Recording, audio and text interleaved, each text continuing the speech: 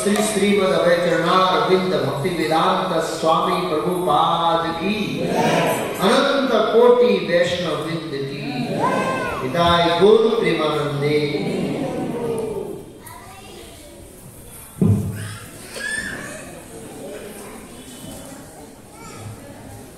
ओम नमो भगवते वासुदेवाय। ओम नमो भगवते वासुदेवाय। ओम नमो भगवते वासुदेवाय। ओम नमो भगवते वासुदेवाय। भगवद गीता यथारूप अध्याय 9 परम गुह्य ज्ञान श्लोक संख्या 30। थोड़ी सी छोटी वाली छोड़ डाउन। अभी चेता सुदुराचारो भजते मामा अनन्या भाका साधुरेवा स मंतव्यः सम्यक् व्यवस्थितो हि सः अपि चेतसुदाचारो भजते मामन्यभाक् साधुरेव समन्तव्यः सम्यक् व्यवस्थितो हि सः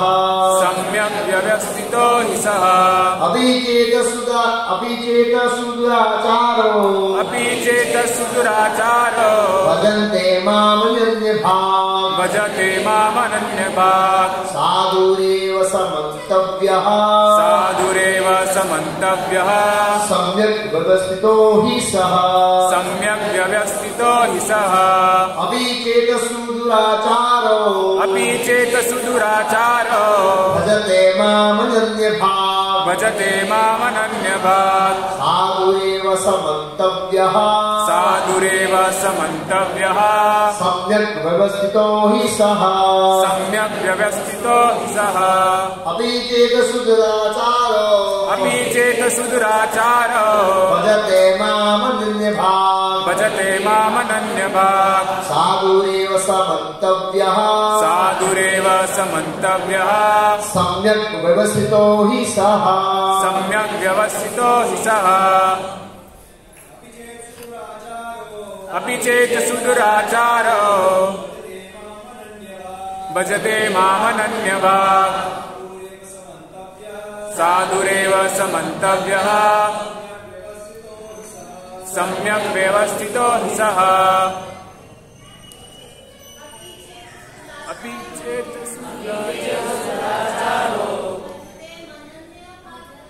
भजते मामनन्यभाक् साधुरेव समन्तव्यः सम्यक् व्यवस्थितो हि सः। शब्दार्थ अनुवाद और तात्पर्य श्रीलयसी भक्ति वेदांत स्वामी प्रभुपाद इस्कॉन संस्थापक आचार्य द्वारा अपि भी चेता यदि सुदुराचार अत्यंत गृहीत कर्म करने वाला भजते सेवा करता है माम मेरी अनन्य भाव बिना विचलित हुए साधु पुरुष एवं निश्चय ही सह वह मंतव्यः मानने योग्य सम्यक पूर्णतया व्यवस्थितः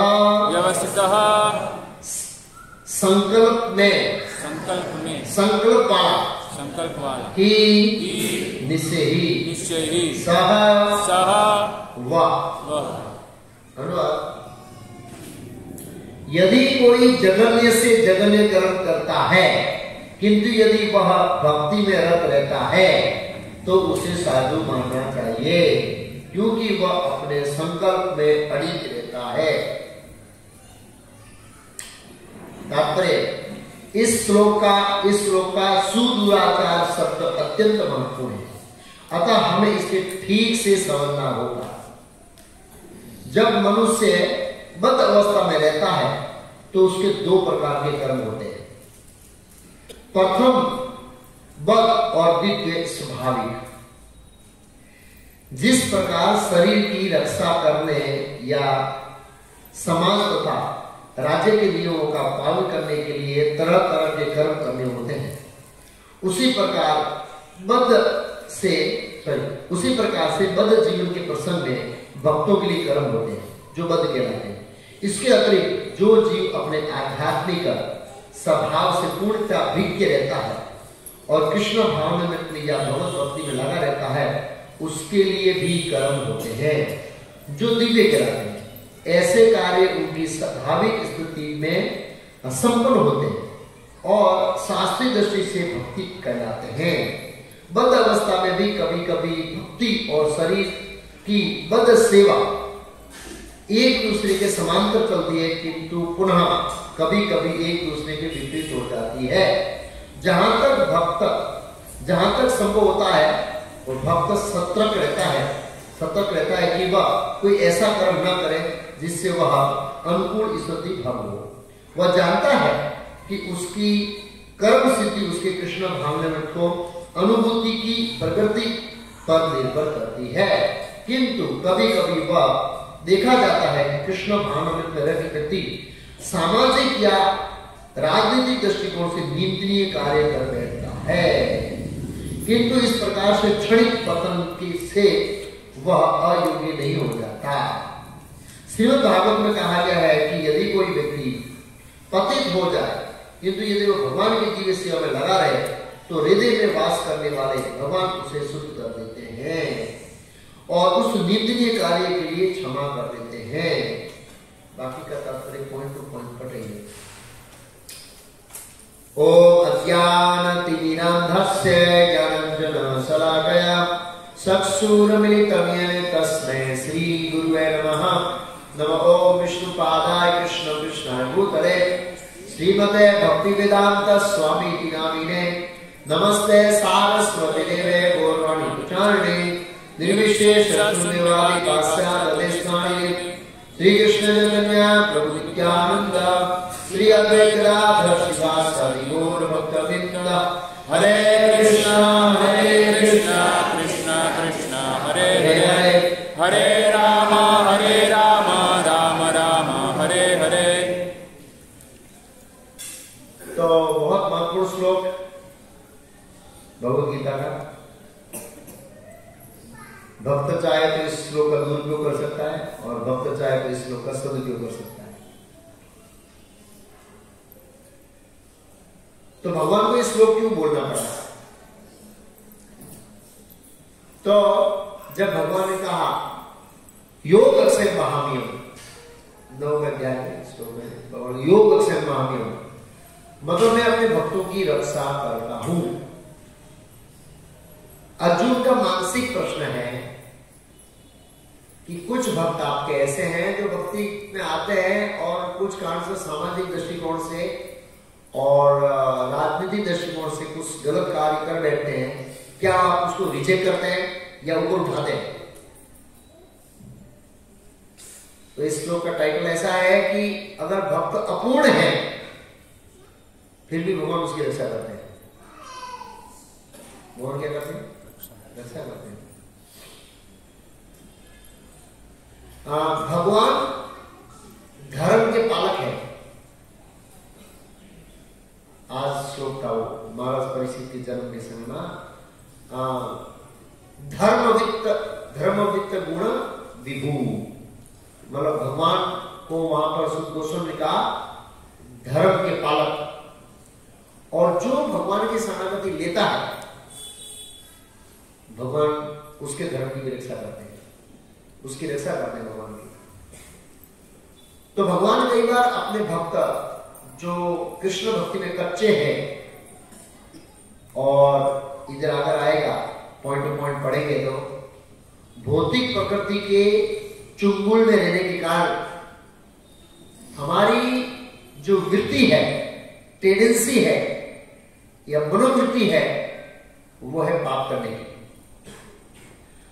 हर जीव के हृदय में एक पाप करने की प्रवृत्ति है।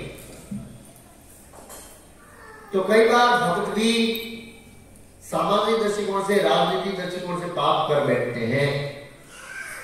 तो क्या उससे भक्ति ब्लॉक होती है? एक तो ये प्रश्न है। और दूसरा, क्या भगवान उसको शुद्धिकरण करने की प्रोसेस करते हैं? भगवान उसके ऊपर ध्यान देते हैं कि नहीं इसको शुद्धिकरण करके ऊपर उठाए, या फिर छोड़ देते हैं यार इसने ऐसा काम किया तो ठीक है, अब इसको भक्ति नहीं देगा। तो भगवान हमको प्रोत्साहित कर रहे हैं इस श्लोक में। क्या कर रहे हैं? हाँ, लेकिन इस श्लोक का दुरुपयोग करके भगवान को हमें निरुत्साहित नहीं करना चाहिए।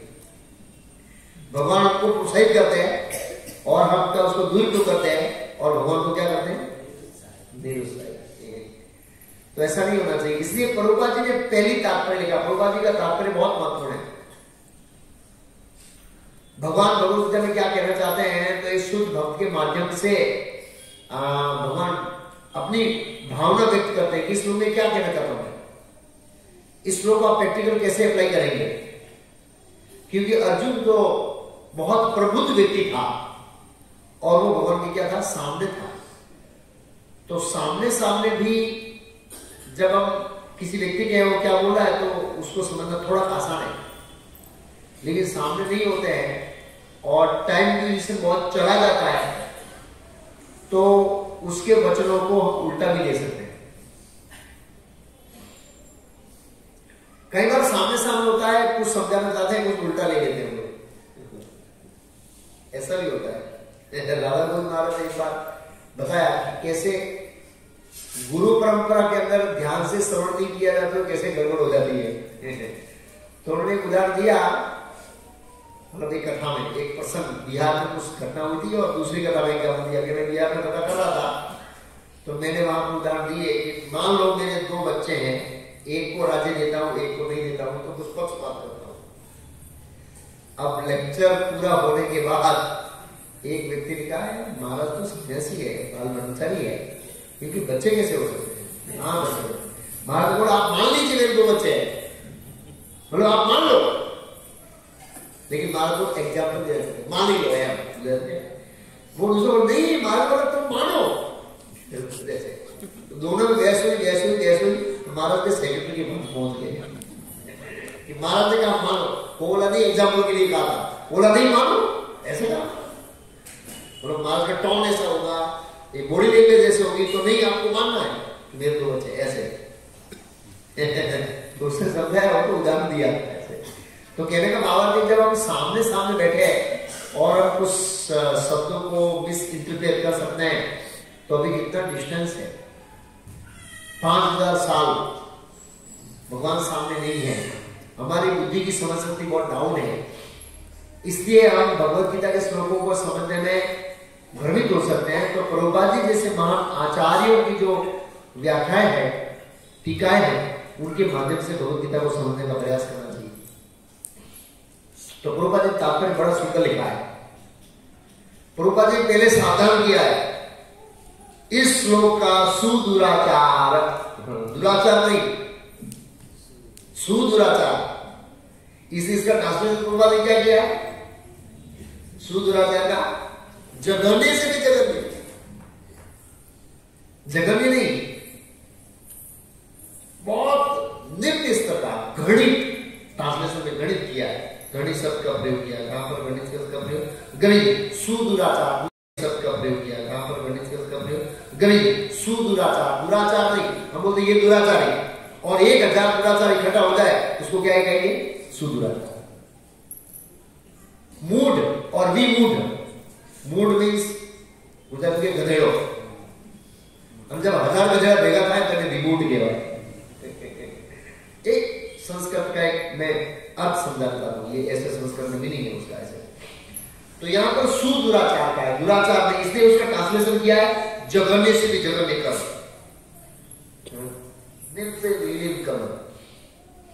अब इस श्लोक का दुरुपयोग करना बहुत अच्छा है। यदि कोई जघन्य से जघन्य कर्म करता है, क्योंकि यदि वो भक्ति में लग रहता है तो उसको क्या मानना चाहिए? तो मैं भक्ति में अलग नहीं रहूंगा और बुरा कर्म नहीं करूंगा, फिर मैं साधु के लगता। तो आप बोल सकते हैं लोग जितने भी साधु है, नॉनसेंस करते हैं, मीडिया बता, उनको साधु मानना चाहिए, और उनके शिष्य लोग ये श्लोक लेके बैठ जाते हैं, इसलिए तो फॉलो करते हैं। वो जेल में चला जाता है, सब कुछ क्लियर हो जाता है, नॉनसेंस किया कि हमारे गुरु साधु है, सरकार हमारे गुरु के साथ अन्याय कर रही है। देखो गीता में भगवान क्या बोलते हैं, तो इसको बहुत ध्यान से समझना इस श्लोक को, बहुत ऐसे। तो प्रभुपाद ने पहले सावधान किया, अब मैं पॉइंट टू पॉइंट परफेक्ट मान चुका, उसके ऊपर चर्चा करेंगे, इस श्लोक को समझेंगे, नहीं तो हम इसका दुरुपयोग करेंगे इस श्लोक का। याद रखना चाहिए, मैं आगे बताऊंगा, भगवान हमको प्रोत्साहित कर रहे हैं। प्रोत्साहित इसलिए कर रहे हैं, आगे आएगा, कि हम एक भौतिक प्रकृति के अंदर रह रहे हैं और करोड़ों जन्मों से हम पापी प्रवृत्तियों के अंदर क्या है? प्रवृत्त है। इसलिए हम भक्ति के आने के बाद भी कई बार जाने अनजाने में पाप कर बैठते हैं, चाहते हुए नहीं चाहते हुए, जानते हुए नहीं जानते हुए पाप कर बैठते हैं। तो भगवान इस श्लोक में कहते हैं कि कोई बात नहीं, मैं आपको साधु के रूप में स्वीकार करता हूं, और लेकिन उसको एक उसका क्वालिफिकेशन बताया है कि आप कब साधु के लिए जाओगे, तो उसका भी समझेंगे। तो प्रभुपाद जी ने एक बार बताया, इसके उदाहरण में प्रभुपाद जी ने एक लेक्चर में बताया कि पाप करने की वृत्ति है वो एकदम जाने वाली नहीं होगी, रातों रात डिसएक्टिवेट नहीं होगी है, ये बहुत सताएगी जीव को। जब तक वो पक्का ना हो जाए भक्ति में, तब तक वो गिरता रहेगा, उठता रहेगा, गिरता रहेगा, उठता रहेगा ऐसे। तो प्रभुपाद जी उदाहरण बताया कि कैसे हमारी आदत है वो बनी रहती। प्रभुपाद जी ने एक उदाहरण दिया लेक्चर में कि एक बार एक चोर था, किसी कारण उसको भक्ति में थोड़ी रुचि जगी, तो यात्रा जा रहे थे ऐसे मायापुर जगन्नाथ जो भी है, वो भी जुड़ गया। रात को सब सो गए तो उसकी वो आदत क्या थी? चोरी करनी। तो उसने क्या ठेला इधर उधर किया, इधर उधर किया, वो आदत थी, आदत गई नहीं। अब चोरी किसी की नहीं किया, लेकिन ठेला उधर उधर कर दिया सीधा, तो संतोष हुआ, कुछ उल्टा सीधा किया मैंने। क्योंकि क्या है, वो जब तक वो आदत है वो एक्ट नहीं करेगी तब से संतोष नहीं होगा व्यक्ति को। जैसे क्षत्रिय 2-4 लोगों को बाण नहीं मारेगा तब तक उसको नहीं होगा, अरे भाई मजा आ गया। 2-4 बाण मारता है तो उसको लगता है कि अब कुछ किया है, उसका हैबिट है क्षत्रिय का।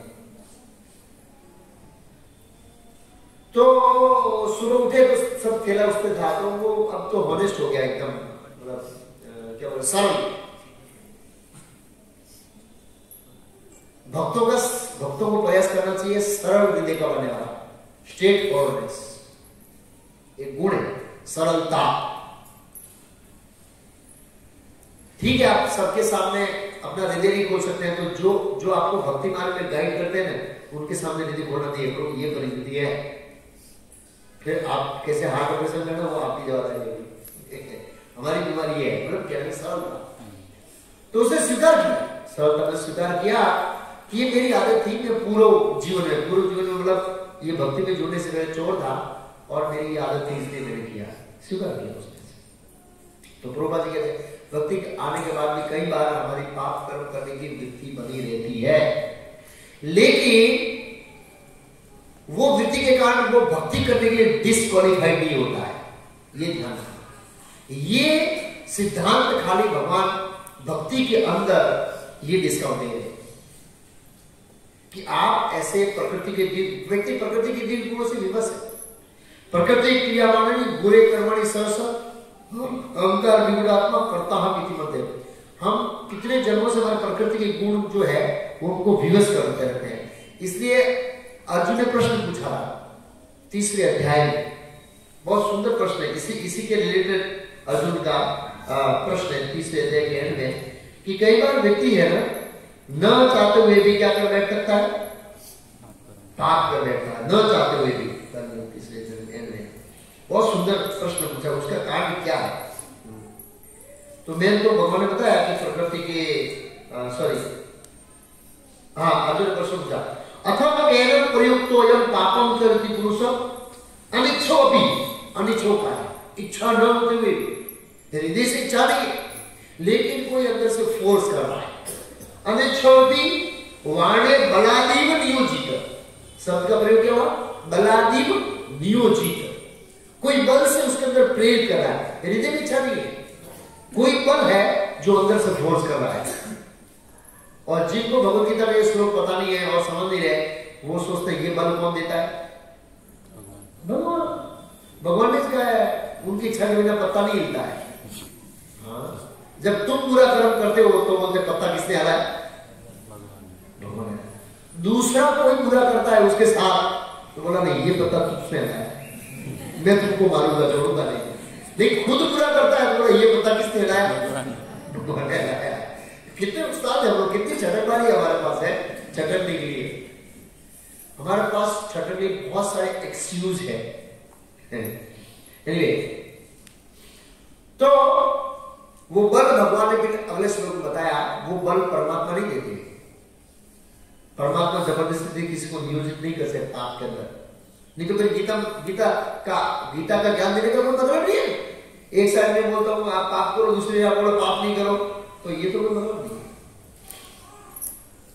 तो भगवान ने कहा श्री भगवान वाच काम एस क्रोध एस रजोगुण समुद्भव। क्या कहा शब्द क्या है, काम एस, इसका काम कारण है, क्रोध एस जो काम का रूपांतर क्रोध होता है, बोला ये काम ऊपर कहां से होता, बोला रजोगुण समुद्भव। रजोगुण के साथ संग करने से हमारे अंदर मेटीरियल डिजायर्स खड़ी होती है और वो मेटीरियल डिजायर व्यक्ति को पाप करने के लिए प्रेरित करती है। मैं तो न्यूज नहीं देखता हूं, तो हमारे एक भक्त है रामगति दास, कोर्ट में जॉब करते हैं, नोटिस बजाते हैं। तो वो बोले को आप न्यूज नहीं देखते हैं, तो मैं एक ऐसे कलिंग पुराण से जुड़ा हूं। कौन सा पुराण, कलिंग पुराण। एक ग्रुप है जिसमें उन्होंने बोला कि वो आपको लेक्चर में एग्जाम्पल देने के लिए काम लगेगा। ऐसा टॉपिक न्यूज आता है उसमें, उल्लास समय से चिकन है, रामगति है, ऐसे सीनियर लोग हैं। जो लोग हम लोग ब्रह्मचारी न्यूज नहीं पढ़ते हैं उनको ये समाचार देते हैं कि समाज नहीं चल रहा है, ताकि आप भगवत गीता की शिक्षाओं को समाज के साथ क्या कर सको, रिलेट कर सको। तो उसमें उन्होंने परसों न्यूज भेजा, अहमदाबाद के अंदर 48 लड़कियां, कितनी लड़कियां, किसी का बाप 5 स्टार होटल का मालिक है, किसी का फैक्ट्री का मालिक है, किसी का हीरो होंडा शोरूम का मालिक है।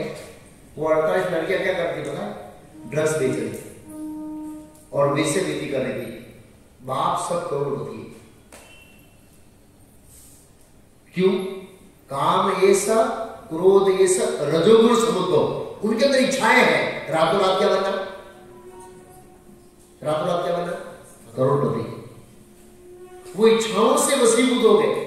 देखो समाज किस दिशा में जा रहा है, सोच नहीं सकते। रजोगुण का प्रभाव बहुत डेंजर है। तो जब हम रजोगुण का संग करते हैं ना, तो एक इटर्नल फोर्स क्रिएट होता है हमारे अंदर। क्या फोर्स क्रिएट होता है? आंतरिक फोर्स। वो व्यक्ति को पाप करने के लिए विवश कर देता है। न चाहते हुए भी व्यक्ति पाप कर बैठता है, और ये भक्ति में आने के बाद भी हो सकता है। इसलिए भक्तों को जितना हो सके उतना किसमें रहना चाहिए? सद्गुण रहना चाहिए। सत्वे संजायते ज्ञानम रजसो लोभे वसः परमाद मोहो तमसो अज्ञानमेव च। रजोगुण सत्वगुण का संग करने से हमारे हृदय में ज्ञान करोगा, ये अच्छा है, ये बुरा है, ये अच्छा है, ये बुरा है, भेद करता है। सत्व संजायते ज्ञान रजसो लोभ एव स। रजोगुण लोभ उत्पन्न होता है। क्या उत्पन्न होता है? समाज के अंदर दिन प्रतिदिन लोग लोभी बन रहे हैं। क्या बन रहे? लोभी।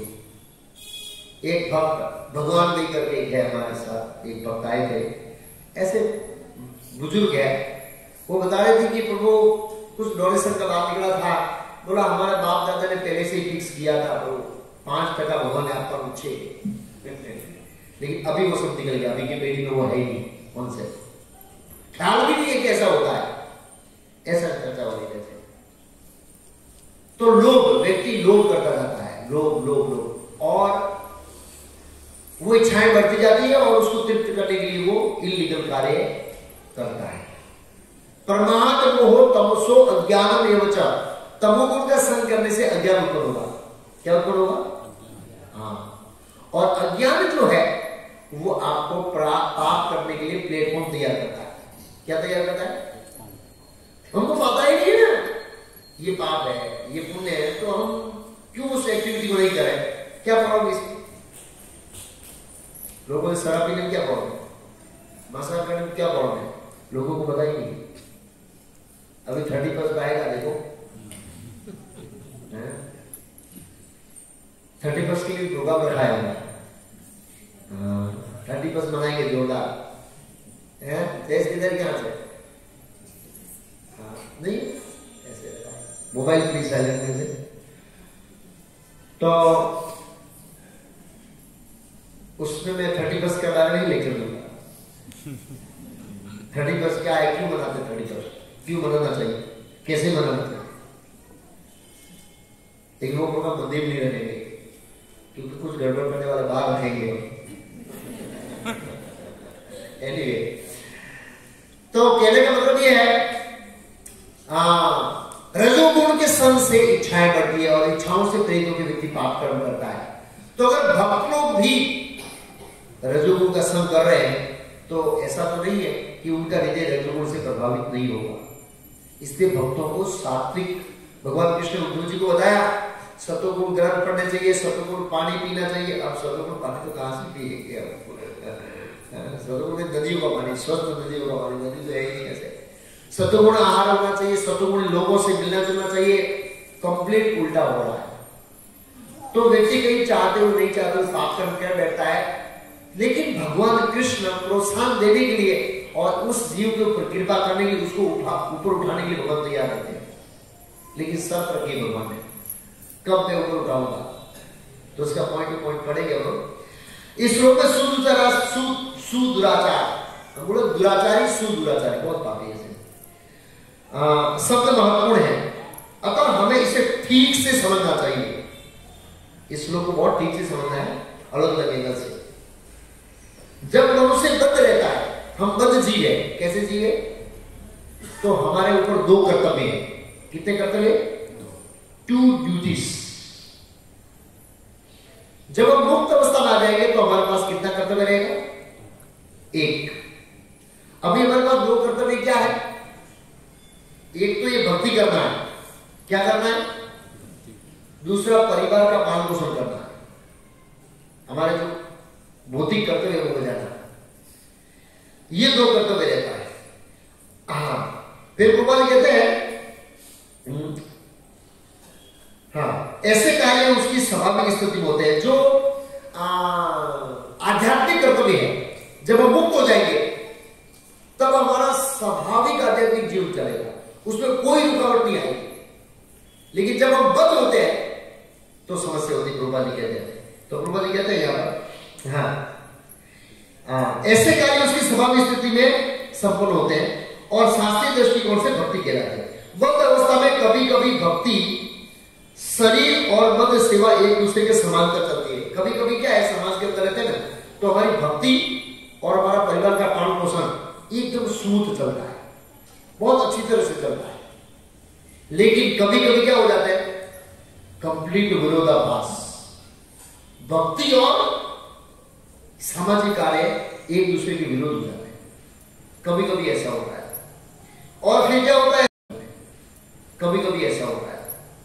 और फिर क्या होता है, ऐसा होता है तब प्रभुपाद जी कहते हैं किंतु पुनः कभी कभी एक दूसरे से विपरीत हो जाते हैं। जहां तक संभव होता है भक्त सतर्क रहता है।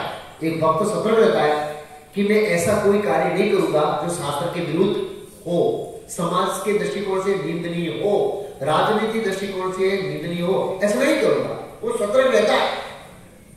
लेकिन ये भौतिक जगत मैंने बताया ऐसा है कि व्यक्ति न चाहते हुए भी पाप कर्म के चपेट में परिस्थितियां खड़ी कर देती, खड़ी हो जाती है।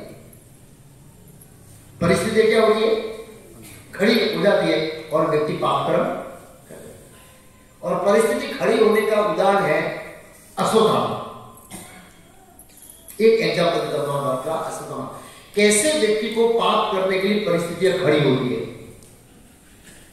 अब वो क्या, अश्वत्थामा ब्राह्मण था, अर्जुन का मित्र था, अर्जुन से उसे व्यक्तिगत द्वेष नहीं था। इधर द्रोणाचार्य मारे गए तो उसके लिए एक फ्री पीरियड हुआ।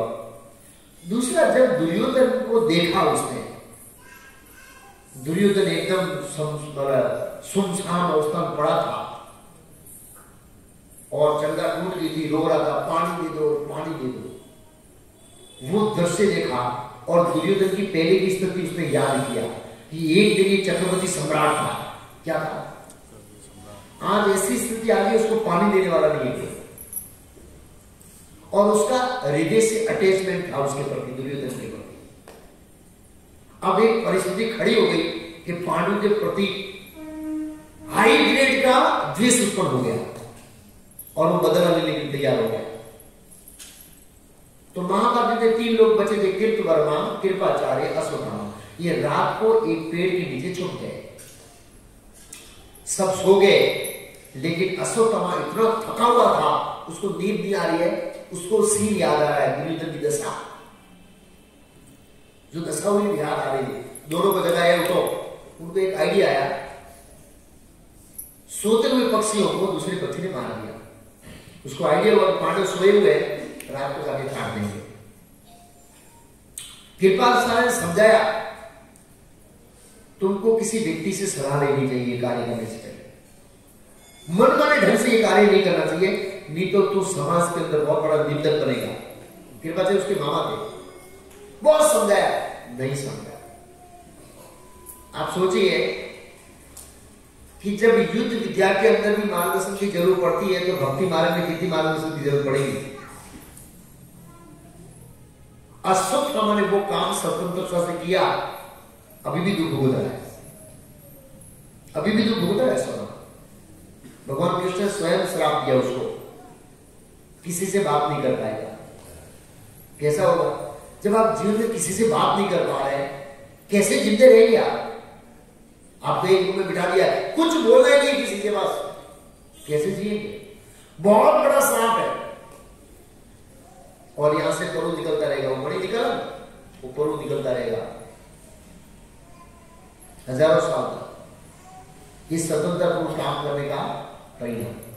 तो क्या हुआ, ये परिस्थिति जनरेट हुई, इधर पिताजी का मरना, इधर दुर्योधन की दशा देखना, और वो परिस्थिति ने उसको पाप करने के लिए विवश किया, दोनों को उठाया कि मैं इन पांडवों को सोते को मारना चाहता हूं। समझाया लेकिन नहीं समझा, ठीक है चलते तेरे साथ, तैयार हो गए और पांडवों के बच्चों को सोते को मार दिया उसने। पांडवों को भगवान ने बचा दिया लेकिन मार दिया, और दूसरे सभी सैनिकों को मार दिया और भारी रिएक्शन आया। तो ये एक एग्जाम्पल दे रहा हूं कि कैसे परिस्थिति खड़ी होती है और व्यक्ति पाप करने के लिए क्या हो जाता है, विवश।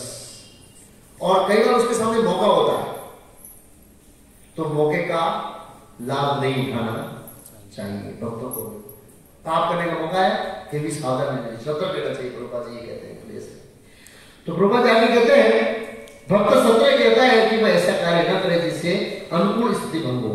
वह जानता है कि उसकी स्तुति कर्म सिद्धि उसके कृष्ण भक्ति की अनुभूति प्रगति पर दे, किंतु कभी कभी यह देखा जाता है कि कृष्ण भावना में रत व्यक्ति सांसारिक दृष्टिकोण से, राज दृष्टिकोण से निंदनीय कार्य कर बैठता है। भक्त भी संसार के दृष्टिकोण से निंदनीय कर बैठता है, किंतु इस प्रकार के क्षणिक पतन से वह अयोग्य नहीं बनता है, वो डिस्क्वालिफाइड नहीं होता भक्ति करने के लिए। ऐसा नहीं कि उसके निजी कर्म हो गया विवश से तो डिस्क्वालिफाइड हो गया, ऐसा नहीं है। क्यों?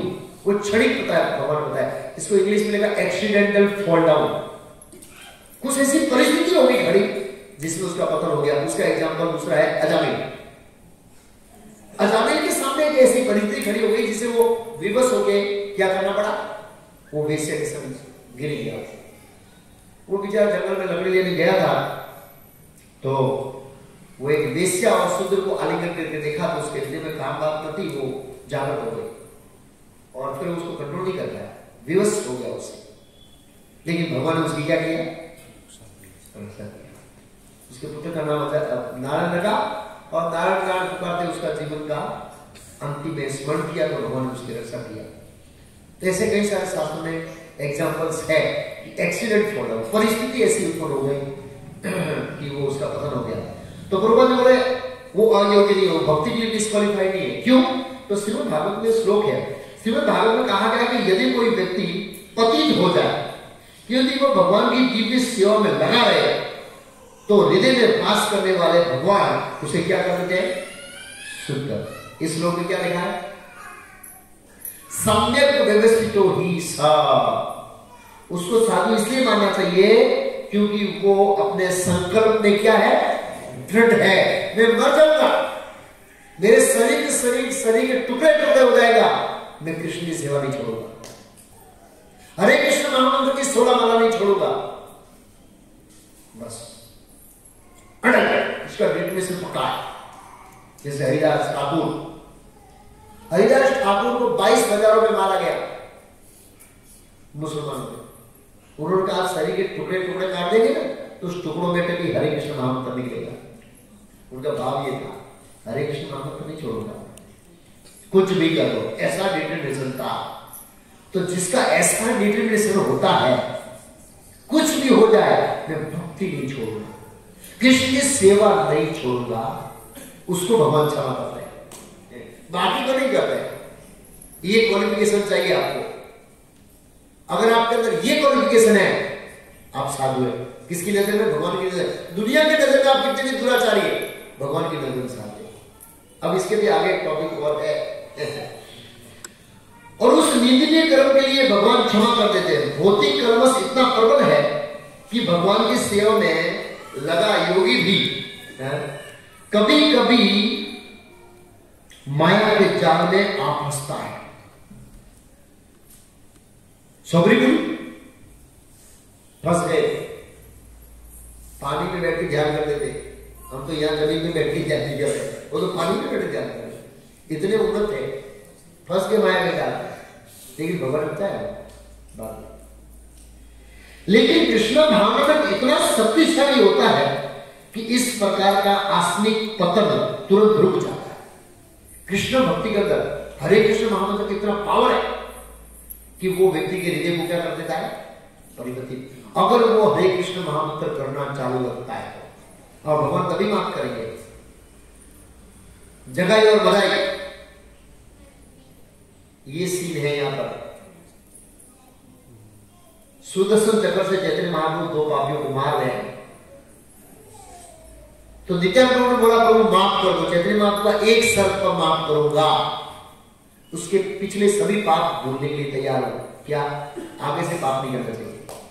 और साथ में हरे कृष्ण महामंत्र का, क्योंकि आप जब हरे कृष्ण महामंत्र जब करेंगे तभी हृदय शुद्ध होगा और फिर आप दूसरी बार वो पाप करेंगे नहीं। और चैतन्य चरित्र में लिखा है कि हरिदास चैतन्य महाप्रभु ने जगाई की मदाई के पापों को दूसरी बार कभी याद नहीं किया कि तुम यार कितने पापी थे मेरे को बताया, कभी याद नहीं किया। उसके पूर्व कर्म का पाप कर्म कभी। इसलिए भक्तों के पूर्व कर्म के पाप कर्म नहीं जताना चाहिए कि वो पहले क्या था, कोई चोर था, कोई डाकू था, कोई ये था, उनका याद नहीं करना चाहिए जीवन समर्पित होने के बाद। फिर आगे लिखा है इसी प्रकार आसमिक पतन तो रुक जाता है। इसलिए भक्ति योग सदैव सफल होता है। किसी भक्त के आदर्श पद से अकस्मात गुमराह होने पर हंसना नहीं चाहिए। कोई एक आइडियल भक्त है, उस स्तर से कुछ समय के लिए क्षणिक पतन होता है तो हंसना नहीं चाहिए, वो सही नहीं है। क्योंकि माया इतनी शक्तिशाली है, अच्छे अच्छों को गिरा देती है, अच्छे अच्छों को। अगर वो सीधे सतर्क नहीं है तो बहुत शक्तिशाली। देवी ऐसी गुणमयी मम माया दुर्त्या मामे की प्रबंधते माया वितरण करती थे। क्योंकि जैसा कि अगले श्लोक में बताया जाएगा, जो ही वो भक्त कृष्ण भावना में पूर्णतः स्थित हो जाता है, ऐसे आसमिक पतन कुछ समय के लिए तुरंत रुक जाते हैं। अगले श्लोक बहुत इंटरकनेक्टिंग है दोस्तों। अतः जो व्यक्ति कृष्ण भक्ति में स्थित है और अनन्य भाव से हरे कृष्ण का जप करता है, उसे दिव्य स्थिति में आसीन समझना, ये बहुत महत्वपूर्ण है।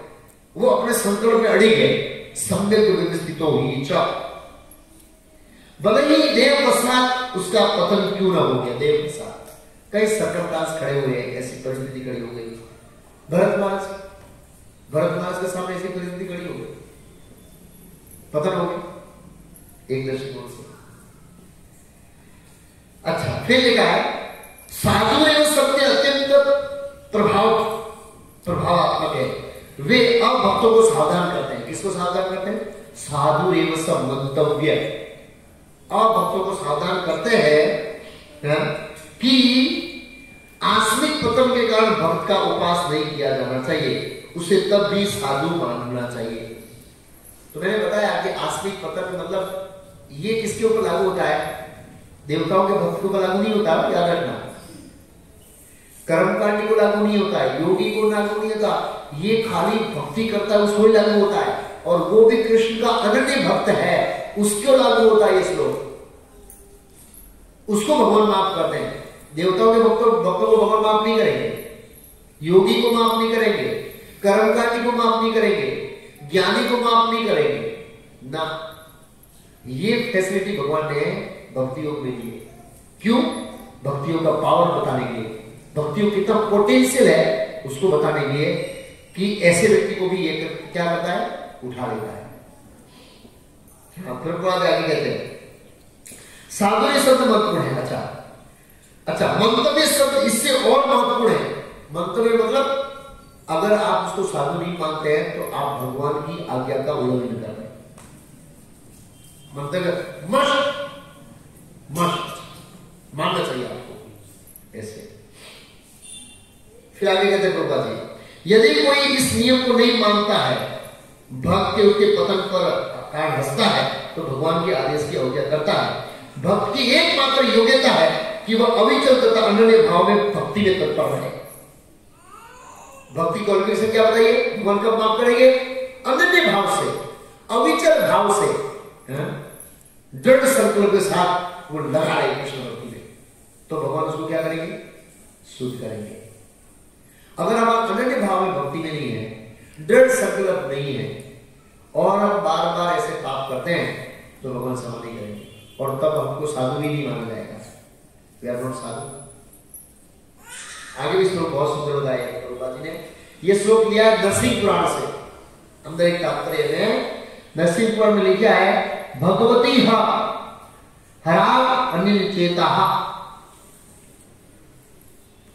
कहने का अर्थ यह है कि भगवत भक्ति में तत्पर व्यक्ति कभी घृणित कार्य करता पाता है तो इन कार्यों को उन धब्बों की तरह लेना चाहिए जिस प्रकार चांद में खरगोश के धब्बे होते हैं। चांद के अंदर एक धब्बा है, ध्यान से देखना, लेकिन वो प्रकाश देने के अंदर कोई बाधा रूप नहीं होता है।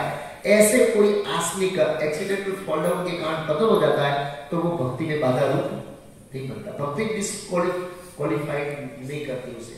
भक्ति इतनी पावरफुल है कि उसको सुधार देती है, जैसे अजब नहीं को। अच्छा, फिर वो बताते हैं इन धर्मों से चांदनी के विस्तार में बाधा नहीं पहुंचती। इसी प्रकार साधु के क्षणिक पतन से उसे नींद नहीं बनाता है, किंतु शब्द का प्रयोग किया है प्रभुपाद जी ने। क्या शब्द किया है? किंतु इसी के साथ साथ ये समझने में भूल नहीं करनी चाहिए कि दिव्य भक्ति करने वाला भक्त सभी प्रकार के निंदनीय कर्म कर सकता है। ये नहीं समझना चाहिए कि भगवान मुझे माफ कर देंगे तो मैं कर दूंगा, तो सातवां अपराध हमको पकड़ लेगा। कौन सा अपराध? सातवां अपराध क्या है? नाम के बल पर क्या करना? पापाचार करना। भगवान के नाम में इतनी शक्ति है कि एक नाम लेने से करोड़ों जन्म के पाप चले जाते हैं। तो मैं पाप कर लेता हूं, फिर भगवान माफ कर देंगे। तो फिर हम क्रिश्चियन बन जाएंगे ना। क्रिश्चियन लोग क्या करते हैं? सोम से शुक्रवार को पाप करते हैं, शनिवार को जाके जीसस को बोलते हैं क्षमा करना, मेरे पाप हो गए। और आपने कहा था बाइबल में कि मैं आपके सबके पाप ले लेता हूं, मेरे ले लीजिए जाओ। और वो सोचता है जीसस ने ले लिया, संडे हो गया खाली, मंडे से फिर से पाप शुरू, फिर वापस मंडे से फ्राइडे तक पाप किया, शनिवार को जाके जीसस को दे दिया। तो ये तो सही मेंटालिटी नहीं है। कोई व्यक्ति आपका पाप लेता है, इसका मतलब ऐसे नहीं करते जाओ करते जाओ करते जाओ। वो जीसस ने करुणावश कहा था, लेकिन हमने इसका क्या किया? मिसयूज। तो इस तरह इसको मिसयूज नहीं करना चाहिए। मतलब हम भक्ति कर रहे हैं, साथ साथ में पाप कर्म निंदनीय कर्म करते हैं, तो प्रभुपाद जी ने बोला we are not gentleman devotee. हम जेंटलमैन डिवोटी नहीं है। प्रभुपाद आगे बताएंगे। प्रभुपाद जी का इस श्लोक में केवल इसका उल्लेख है कि भौतिक संबंधों की प्रबलता के कारण कभी कोई दुर्घटना हो सकती है। हम भौतिक जगत में रहते हैं, तो भौतिक जगत में हम अलग अलग लोगों से जुड़े हुए हैं, अलग अलग परिस्थितियों, अलग अलग दृश्यों, तो उसके कारण और हमारे अंदर जो पाप करने की वृत्ति, उसके कारण कोई दुर्घटना हो सकती है। यह भगवान ये उल्लेख कर रहा है। भगवान लाइसेंस नहीं दे रहे, प्रोत्साहन नहीं कर रहे पाप करने का। भगवान प्रोत्साहन कर रहे हैं कि आप भूल हो गई तो मैं ठीक है उतार लूंगा, आप चिंता मत करिए, दूसरी बार भूल मत करिए। फिर प्रभुपाद जाके कहते हैं दुर्घटना होगी।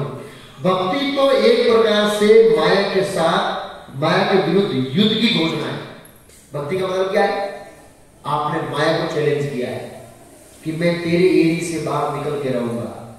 माया को देखता बेटा, मैं कैसे तुमको गिराती है, तू तो मेरे सामने कुछ नहीं, फूंक मारूंगा तो उड़ जाए, उड़ जाते। कितने भक्त आए और कितने चले गए। क्यों? माया के साथ टिक नहीं पाई। कैसे टिकना है? माया के साथ बताऊंगा मैं कैसे टिकना है। जब तक मनुष्य माया से लड़ने के लिए पर्याप्त बलशाली नहीं होता है, तब तक आकस्मिक पतन हो सकते हैं। जब तक हम माया से लड़ने के लिए सक्षम नहीं है, तब तक हमारा एक्सीडेंट फॉल डाउन हो सकता है, दुर्घटना हमारे जीवन में हो सकती है। हम जब सक्षम बन जाएंगे तब माया से लड़ सकते हैं। किंतु बलवान होने पर भी ऐसे पतन नहीं होते। जब हम बलवान हो जाएंगे, कृष्ण भक्ति में सुदृढ़ हो जाएंगे, पुष्ट हो जाएंगे, तब हमारा पतन रुक जाएगा, तब तक नहीं रुकेगा। जैसा कि पहले कहा जा चुका है, मनुष्य को इस श्लोक का दुरुपयोग करते हुए अनिंदनीय कर्म नहीं करना चाहिए और ये नहीं सोचना चाहिए कि इतने पर भी वह साधु बना रह सकता है। अनिंदनीय कर्म नहीं करना चाहिए और ये नहीं सोचना कि अनिंदनीय कर्म करूंगा साधु बना रह सकता हूं। ऐसा नहीं छोड़िए, ये विचारधारा सही नहीं। फिर क्या है? यदि भक्ति के द्वारा अपना चरित्र सुधार नहीं लेता है तो उच्च कोटि का भक्त नहीं माना जाता है। मान लो एक भक्त है, पतन हो गया, ओके, लेकिन वो पतन से वो अपना चरित्र सुधारता नहीं है, तो प्रभुपाद जी का उच्च कोटि का भक्त नहीं है, वो एक आदर्श भक्त नहीं है। उनको अपना आदतों को सुधारना चाहिए और उसको सुधारने के लिए किसी भक्त की मदद लेना चाहिए। डॉक्टर स्वयं बीमार होता है तो स्वयं दवा नहीं लेता है। क्यों? कपिल बाबू हमारा डॉक्टर बैठे,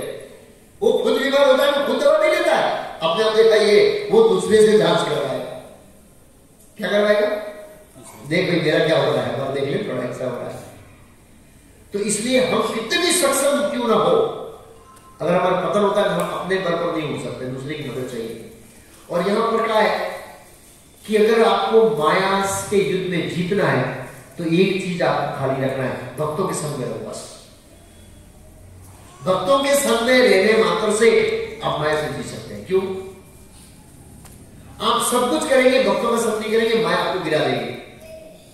आपकी माला बंद हो गई, गीता बंद हो गई, प्रसाद खाना बंद हो गया, लेकिन आप भक्तों के संग में है ना तो इस पर चालू हो जाएगा। क्यों? पूछेंगे प्रसाद आप पूछे भाई केली माला डाला जाए तो वो एक ही माला एक चालू कल से करता हूं तो प्रेशर आ गया। आप समझे मेरा? ऐसा है माया जब व्यक्ति को गिराना चाहती है तो सबसे पहले क्या करती है? भक्तों से दूर करती है और फिर वो पर्दा आउट। कुछ भी हो, आपकी माला होती है नहीं होती है, रीडिंग होता है नहीं होता, संडे के अंदर टपक जाओ। संडे के अंदर टपक जाओ, भक्तों के बीच में आके बैठ जाओ बस। पूरा जीवन भक्ति में रहेगा गारंटी के साथ। कुछ भी है भक्तों के साथ जुड़े रहो बस, कुछ भी हो जाए। अगर ये करेंगे ना भक्ति कभी आउट नहीं होगी, सब छूट जाएगा, सब वापस आ जाएगा भक्तों के सामने। इसलिए शास्त्र का साधु संग लाओ मात्र साधु संग सर्व सिद्धि होय। क्योंकि समाज भक्तों के संग में पहले ही पूछेगा साधना कैसे चलती है, भाई तेरा रीडिंग क्या चल रहा है, मंगला आरती क्या चल रही है, ये क्या चल रहा है, ऐसे पूछेंगे। और दूल्हा कोई तो छोड़ेंगे नहीं वो तो पीछे बढ़ जाएंगे रिपोर्ट भेजो नहीं तो डर में भरना पड़ेगा। अब प्रेशर आएगा जब उनके उसके कांटेक्ट में नहीं है तो कौन पूछने वाला? कोई हमको पूछने वाला नहीं। 9 बजे उठो, 8 बजे उठो, माला करो न करो राजा। और फिर माया राजा को क्या बना देती है? रंग बना देती है राजा। माया बड़ी शक्तिशाली, इतनी आसान नहीं है माया से बात निकलना। तो भगवान ने यह क्वालिफिकेशन बताया है कि अगर आप भक्ति में अड़ंग है और अपने दृढ़ निश्चय में संकल्प है कि मैं किसी भी हालत में कृष्ण की सेवा भक्ति नहीं छोड़ूंगा, उसको भगवान वो जो वर्णन हुआ है उसको ध्यान में न रखते उठा लेते हैं। इसलिए दूसरे श्लोक में कहते हैं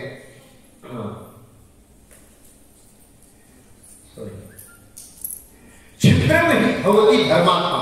क्या शब्द का प्रयोग है? क्षिप्र में तुरंत भक्ति में होता है कौन? वो भक्त धर्मात्मा, क्योंकि भक्ति के अंदर अडंग है। हरे कृष्ण महामंत्र का जप कर रहा है, कृष्ण प्रसाद खा रहा है, भक्तों के संग में रह रहा है, प्रभुपाद जी की पुस्तक पढ़ रहा है, मंगला आरती आ रहा है, भगवान उठा लेके चल रहे माफ कर देंगे। शाश्वत शांति निगच्छति, शाश्वत शांति मिलेगी उसको। क्या मिलेगी? और फिर भगवान ने कहा कौन थे हे अर्जुन, जा लाउड स्पीकर के बड़े बड़े स्पीकर लगा के बोल, प्रतिजानी न मैं भक्त पड़े संधि। हे अर्जुन मेरे भक्त का भी विनाश नहीं होता है। और अर्जुन पूछे प्रभु आप बोलेंगे तो? बोला नहीं, लोग मेरे शब्दों में विश्वास नहीं करेंगे। क्यों? क्योंकि कई बार मेरी परिस्थिति ऐसी हो जाती है कि मेरा एक प्रण है, प्रण मेरी सभी प्रतिज्ञाओं की सर्वोपरि प्रतिज्ञा है। इसलिए भगवान का एक नाम है अच्युत। श्रीमद् भागवत के 12वें पहले स्कंद के 12वें अध्याय के 8वें श्लोक में अच्युत शब्द आया। तो आचार्य ने वहां पर कमेंट किया अच्युत का मतलब है वो भक्तों की रक्षा करने में कभी चूकते नहीं, कभी भी। महाराज परीक्षित की रक्षा करने के लिए भगवान ने कहा प्रवेश किया गर्भ, और गर्भ सबसे गंदी जगह है। भगवान को कोई हिचकिचका नहीं, गंदी जगह है, कैसी परिस्थिति है, उन्होंने प्रतिज्ञा लिया है, वो प्रतिज्ञा तोड़ देंगे, लोग उसको क्या बोलेंगे क्या नहीं बोलेंगे, सब कुछ भगवान ने कोई सोचा नहीं, सीधा प्रवेश किया और परीक्षित महाराज की रक्षा किया। पितामह भीष्म ने प्रतिज्ञा लिया था कि मैं हत्या उठवा के रहूंगा। भगवान ने कहा अहम भक्तों पर आदमी अपनी प्रतिज्ञा तो भगवान ने भी प्रतिज्ञा लिया था कि मैं नहीं उठाऊंगा, पितामह भीष्म बोला मैं उठा के रहूंगा। भगवान को अपनी प्रतिज्ञा रखनी पड़ी और उनकी प्रतिज्ञा माने रखनी पड़ी। भगवत सत्ता को छोड़ने के लिए आया। बोले वो भगवत सत्ता छूटती नहीं है क्योंकि वो भगवान है, लेकिन कहने का भाव है सब कुछ छोड़ने के तैयार है एक पण पालन करने के लिए, भक्त वत्सलता। इसलिए तो दुर्वासा मुनि को मना कर दिया, आम भक्तों पर आते। मैंने वचन दिया है कि मैं भक्तों की रक्षा करूंगा, भक्तों को पक्षपाती हूं, मैं आपकी रक्षा नहीं कर सकता। सॉरी टू से भगवान ने हाथ जोड़ दिया, मेरे पास कोई पावर नहीं। ये इतने महान है भगवान कृष्ण ऐसे। तो भगवान कहते हैं कि कभी कभी क्या होता है कि मैं उल्टा सीधा कर देता हूं। लोग बोलते हैं ये तो कृष्ण बोलता ही रहता है, इधर ऐसा बोलता है, इधर ऐसा बोलता है। तू बोलेगा तो तेरे ऊपर ज्यादा विश्वास करेंगे, हाँ भक्त सत्य बोलता है।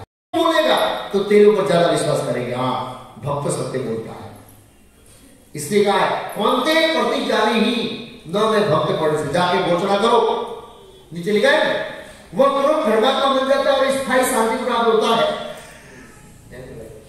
निडर होकर, निडर मीन्स बिना घबराए, जो उसके साथ होकर घोषणा कर दो कि मेरे भक्त का कभी भी विनाश नहीं होता है, उसकी भक्ति कभी नाश नहीं होती। निडर होकर घोषणा करो। प्रभुपाद जी का लेक्चर देखो, वीडियो एकदम निडर होकर बोल देते प्रभुपाद जी। क्यों? भगवान के शब्दों में पूर्ण विश्वास। प्रभुपाद जी ने उसका तात्पर्य बहुत सुंदर लिखा। इसका कोई दूसरा अर्थ नहीं निकलना चाहिए। 7वें अध्याय में भगवान कहते हैं कि दुष्कर्मी, जो दुष्कर्मी है वो भक्त नहीं हो सकते। जो भक्त है वो दुष्कर्मी नहीं है, वो भक्त है। जो भगवत भक्त नहीं है वो दुष्कर्मी है। यदि उसमें कोई योग्यता नहीं होती है तब प्रश्न उठ सकता है कि संयोग पश्चात स्वेच्छा से निंदनीय कर्म करने में करोत होने वाला व्यक्ति किस तरह भक्त हो सकता है। तो श्रीमद् भागवत श्लोक है यस्यास्ति भक्ति भगवत किंचना सर्वे गुणे समासते सुरा राम भक्तस्य कुतो महत् गुणः मनोरथेन आस्ति भावतो मयि। जो भगवान के भक्त होते हैं उसके अंदर समस्त देवी गुण होते हैं। जो भगवान का भक्त नहीं है और बाह्य दृष्टिकोण से कितने भी अच्छे गुण हैं, जब रियल परिस्थिति आती है तो गुण क्या होते हैं? अप्रकट हो जाते हैं, अप्रकट हो जाते हैं। हिरण्यकशिपु देखने में बहुत सदाचारी लगता था, लेकिन जब अपना बेटा भक्ति कर रहा है तो बेटे को मारने की तैयार हो गया। इतना नीच बन गया वो। आप जो देखिए बहुत सदाचारी लगता था भाई दृष्टिकोण से। तो जो भक्त नहीं है, बाहर से कितने भी सदाचारी लगे, जब अपने ऊपर आती है तो उनका स्वार्थ प्रकट हो जाता है और वो अपने परिवार के व्यक्तियों तक मानने के लिए तैयार हो जाता है। इतिहास देखा है, दुर्योधन यज्ञ नहीं किए थे क्या? बहुत सारे यज्ञ किए थे, महाभारत में कहा है। जब देखा कि राज्य जा रहा है किसी को भी नहीं छोड़ेंगे, स्वार्थ बाहर आ गया। यस, जब तक वो भगवान का भक्त नहीं है। अर्जुन किसी को मारने के लिए तैयार नहीं था, बोले मैं भीख मांगूंगा। प्रभुपाद जी का अर्जुन के सद्गुण है। एक राजवंश में जन्म लेकर भी भीख मांगने की इच्छा, त्याग करने का गुण है, तैयार हो गया था। क्यों इनका मारना? भीख मांगी थी, लेकिन भगवान चाहते थे कि नहीं युद्ध कर, धर्म की स्थापना की, निमित्त मात्र सवे सचे। तब गीता सुना तो बताइए कृष्ण का प्लान है। ओके, निमित्त मात्र तैयार हो गया। बाकी अपने लिए अर्जुन को राज्य के लिए युद्ध में कोई चाहिए, देवी गुण चाहिए, देवी गुण। यस्य आस्ते भक्ति भगवत, एक भगवान के अंदर समस्त सद्गुण पाए जाते हैं। तो प्रभुपाद जी कहते हैं हाँ, यह प्रश्न ठीक है, जैसा कि 7वें अध्याय में कहा गया, दुष्ट आत्मा कभी भी भक्ति के पास भटकता नहीं है, उसमें कोई सद्गुण नहीं है। श्रीमद् भागवत में इसका उल्लेख है। सामान्यतः 9 प्रकार की भक्ति कार्य में युक्त रहने वाला भक्त अपने हृदय की भौतिक कर्मों को शुद्ध करने में लगा रहता है। वह भगवान को अपने हृदय में बसाता है, फलस्वरूप उसके सारे पापपूर्ण कर्म धुल जाते हैं। निरंतर भगवान का चिंतन करने से वह स्वतः शुद्ध हो जाता है। तो यहां पर तात्पर्य ये कहना चाहता है कि जो भगवान का भक्त है, इज ऑन प्रोसेस, वो अपने हृदय को शुद्ध करने के प्रोसेस में लगा है। नौदा भक्ति से सर्व कीर्तन विष्णु स्मरण पाद सेवन वंदनम सख्य आत्मा नहीं देना, नौदा भक्ति में लगा रहता है, ऑन प्रोसेस में होता है।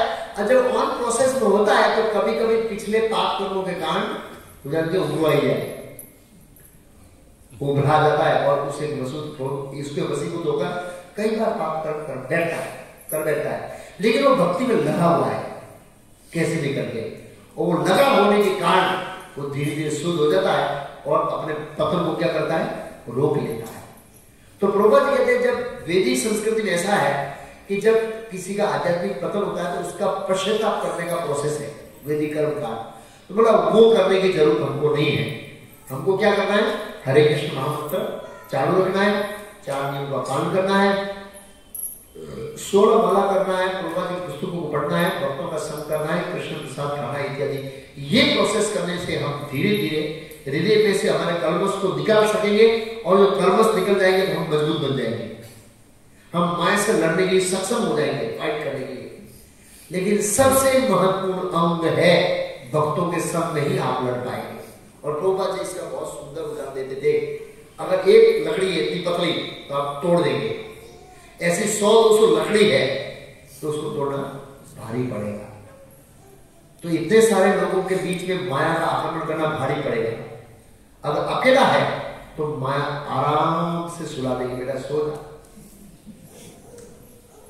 ब्रह्मचारियों को मंगल आरती उठने में कठिनाई नहीं है क्योंकि सब साथ में सोते हैं। हमारे यहाँ भरूच में तो हम लोग क्या एक लाइन में सोते हैं, यहाँ तो अलग अलग सोते हैं, वहां पर एक लाइन में सोते हैं। तो एक का अलार्म बजता है, नहीं जलते, दूसरे का बजता है, तीसरे का, चौथे का, 5वां, 6वां, 7वां।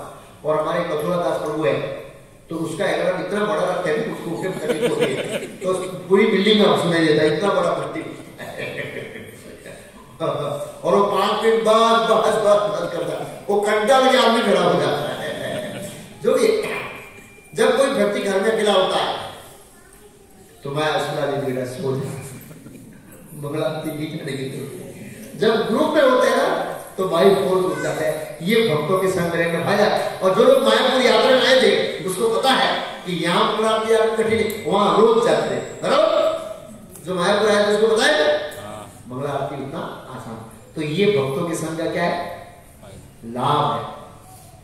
तो अगर धर्मात्मा बनना है, अपने चरित्र को सुधारना है और फिर से पाप करने लिप्त नहीं होना है, तो हमको क्या करना चाहिए, भक्तों का संग। और भक्तों के संग के अंदर ये जो कृष्ण भक्ति के, नवदा भक्ति के जो पहलू है, श्रवण कीर्तनम विष्णु स्मरण पाद सेवनम अर्चनम वंदनम सत्यात्मनिधन, ये नवदा भक्ति की प्रैक्टिस भक्तों के संग में करने से हम सक्षम होंगे माया के सामने क्या करने के लिए, लड़ने के लिए। नहीं तो ये माया हमको कुचल के रख देगी। मैंने उदाहरण दिया था, महाभारत में वर्णन है कि जब तक पितामह भीष्म जिंदे थे एक भी कौरव को मरने नहीं दिया। जैसे ही पितामह भीष्म गए दूसरे दिन भीम ऐसे कपड़े निचोते ना, ऐसे निचोना शुरू कर दिया एक को। क्यों ऐसा हुआ? क्योंकि पितामह भीष्म भगवान के महान भक्त थे और उन्होंने उन कौरों को सेंटर दे रखा था। क्या दे रखा था? आश्रय। भगवान भी उस आश्रय को, भगवान भी नहीं मान सकते क्योंकि सेंटर दिया। दूसरी कथा हमने उसमें बताया कहां पर वो खांडव जलाया, तब मैं जानव है अर्जुन के आश्रय में चला गया। उनको पता है कि कृष्ण रक्षा नहीं करेगा, अर्जुन रक्षा करेगा। और अर्जुन बोलेगा वासुदेव इसको छोड़ देंगे, कृष्ण छोड़ देंगे। हम भक्तों पर भगवान को भक्त अपने प्रिय होते हैं। तो पितामह भीष्म, इसलिए भगवान ने कहा कि इन कौरवों को तो मारना है। पितामह भीष्म की उपस्थिति इसको नहीं मार सकते क्योंकि सेंटर दे। अब पितामह भीष्म को ही गिराना है। और जैसे पितामह भीष्म गए, कौरव एक एक करके चले गए। तो ये क्या सिद्धांत देता है? जब तक हम किसी भक्त के आश्रय में रहेंगे, कोई एक्सपर्ट गुरु के मार्गदर्शन में रहेंगे, उनके प्रतिनिधि प्रभुपाद जी के प्रति मार्गदर्शन, माया हमको पकड़ेगी नहीं। जैसे ही हम उनका आश्रय छोड़ देंगे, स्वतंत्र रूप से बर्ताव करेंगे, माया का रोक लेंगे। तो भक्तों के संग में, भक्तों के मार्गदर्शन में कृष्ण भक्ति का अभ्यास करना चाहिए और इस श्लोक को बराबर समझना चाहिए। या एक्सीडेंटल फॉल डाउन की बात कर रहे हैं और भगवान ऐसा कुछ छोटा मोटा अपराध हो जाता है तो भूलने के लिए तैयार है, लेकिन क्वालिफिकेशन क्या होना चाहिए? अपने संकल्प के अंदर क्या होना चाहिए? अड़न। तो भगवान बोलने के लिए क्या है? तैयार है। भगवान कहते हैं कोई बात, ये डिस्क्वालिफिकेशन नहीं है भक्ति का, हमको प्रोत्साहन देते हैं। कई बार भक्त निरुत्साहित होता है, वो ऐसा हो गया क्या करो, निरुत्साहित होने की कोई जरूरत नहीं। भगवान कृष्ण ने 11वें स्कंद में उद्धव जी को कहा है कि उद्धव, कई बार मेरा भक्त विषय भोग को छोड़ नहीं पाता, तो उसको बहुत ज्यादा गिल्टी फील नहीं करना चाहिए। कई बार कुछ हो जाता है, ज्यादा गिल्टी फील ऐसे बहुत गिल्टी फील करता है ज्यादा, तो इससे समझने का समाधान नहीं होगा। भगवान ने कहा मेरी कथा श्रवण चालू रहो। क्या रहो? आप श्रवण करते रहो, एक दिन आप बहुत बलवान बन जाएंगे और आप इस ऐसी आदतों से आप बाहर निकल जाएंगे। ये भगवान के अंदर उत्साह देना चाहते हैं भगवान इस श्लोक के अंदर, तो इस तरह हमको समझना चाहिए। हरे कृष्णा। तो गीता मैराथन में सब लोग बोलते हैं दौड़, तो ये भी दौड़ है, लेकिन उसको गीता के साथ में लेके दौड़ना है, ऐसे ऐसे नहीं दौड़ना है और साथ में लेके दौड़ना है और दूसरों को बता के समझाना है। तो बहुत सारे भक्त लोग गीता वितरण में लगे हुए हैं, अच्छा रिपोर्ट आ रहा है, ऐसे लगे रहिए, भगवान कृष्ण की कृपा हमारे ऊपर होगी। और इस रविवार को डाकोर जा रहे हैं भक्त लोग गीता वितरण करने के लिए, तो उसमें एक साथ में 3 आनंद प्रकट हो रहे हैं। एक तो ठाकुर जी का, ठाकुर में रजोड़ी का दर्शन होगा, भक्तों का संग होगा, गीता वितरण करेंगे और ठाकुर जी का राजभोग खाएंगे, कृष्ण प्रसाद ऐसे। और जो दीक्षित भक्त है और परम पूज्य भक्ति विकास महाराज के शिष्य हैं, उनके लिए अनाउंसमेंट है कि व्यास पूजा ऑफरिंग डेट लाइन है 18 तारीख, तो उससे पहले लिख देना है। तो थोड़ा